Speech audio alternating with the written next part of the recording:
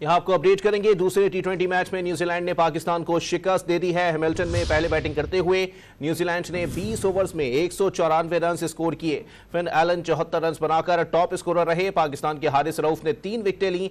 जवाब में पाकिस्तान की विकेटें वक्फे से गिरती रहीं और पाकिस्तान हदफ तक ना पहुंच सका।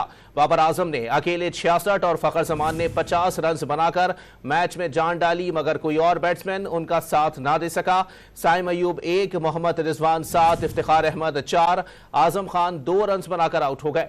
न्यूजीलैंड को 5 मैचेस की सीरीज में 2-0 की बरतरी हासिल हो गई है। अहम तरीन खबर से अपने नाजरीन को यहां आगाह कर रहे हैं कि दूसरे टी20 मैच में न्यूजीलैंड ने पाकिस्तान को शिकस्त दे दी है।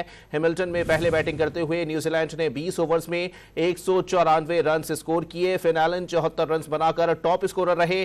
पाकिस्तान के हारिस रऊफ ने 3 विकेटें ली। जवाब में पाकिस्तान की विकेटें वक्फे से गिरती रहीं और पाकिस्तान हदफ तक ना पहुंच सका।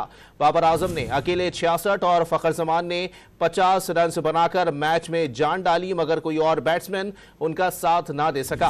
साइम अयूब 1, मोहम्मद रिजवान 7, इफ्तिखार अहमद 4, आजम खान 2 रन बनाकर आउट हो गए। न्यूजीलैंड को 5 मैचेस की सीरीज में 2-0 की बरतरी हासिल हो गई है।